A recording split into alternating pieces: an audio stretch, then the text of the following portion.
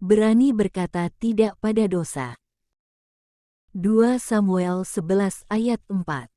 Sesudah itu Daud menyuruh orang mengambil dia. Perempuan itu datang kepadanya, lalu Daud tidur dengan dia. Perempuan itu baru selesai membersihkan diri dari kenajisannya. Kemudian pulanglah perempuan itu ke rumahnya. Ujian terberat dalam menjalani kehidupan adalah ujian karakter. Seseorang yang hidup harmonis dan bahagia pun tidak luput dari ujian hidup. Bahkan seorang kepala keluarga atau hamba Tuhan yang diurapi sekalipun tidak kebal terhadap dosa.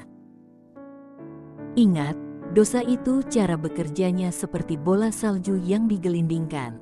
Bola salju yang sebesar kepalan tangan akan berubah menjadi bola salju yang besar apabila bola tersebut terus-menerus menggelinding. Demikian pula dengan dosa.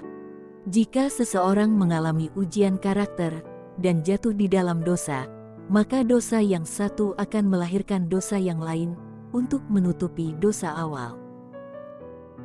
Kisah tragis kejatuhan Daud ketika mengalami ujian karakter bukannya semakin cemerlang, melainkan ia malah jatuh ke dalam dosa yang dilarang firman Tuhan, sehingga berakibat fatal. Dosa berawal dari mata dan turun ke hati. Mata melihat, hati menginginkan, dan tubuh melaksanakan tindakan. Itulah pola yang biasanya terjadi bila seseorang jatuh ke dalam dosa. Berada dalam kesendirian, jika tidak bersama Tuhan, atau bersekutu dengannya, justru akan membuat pikiran menjadi liar dan terlena. Ketika sendirian, Daud membuka celah bagi dosa untuk menguasainya. Ketika Daud berada dalam tekanan karena Batsyeba mengandung, Daud mencoba mencari siasat untuk menutupi dosa yang ia lakukan, dengan strategi untuk membunuh Uria dan mengambil Batsyeba sebagai istrinya. Sekalipun ujian kehidupan membuatnya gagal, namun Daud berusaha menunjukkan respon yang baik dan benar ketika Nabi Nathan menegurnya. Daud mengakui semua dosanya dan minta ampun kepada Tuhan.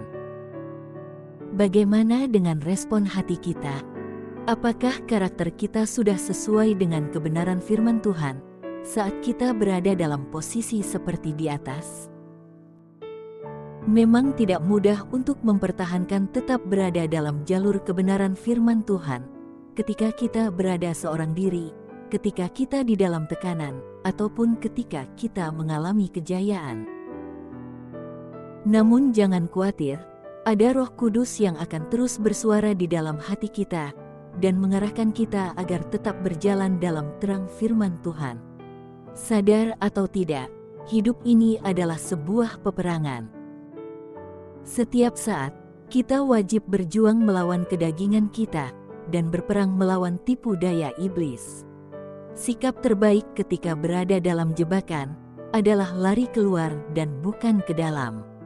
Artinya, kita harus berani berkata tidak pada dosa. Siapa diri kita sebenarnya ditentukan saat kita berada dalam posisi seorang diri, saat kita dalam tekanan, dan ketika kita mengalami kejayaan. Kita harus berani menolak pada keinginan daging kita agar tidak jatuh ke dalam dosa. Markus 14 ayat 38. Berjaga-jagalah dan berdoalah, supaya kamu jangan jatuh ke dalam pencobaan. Roh memang penurut, tetapi daging lemah. Tuhan Yesus memberkati.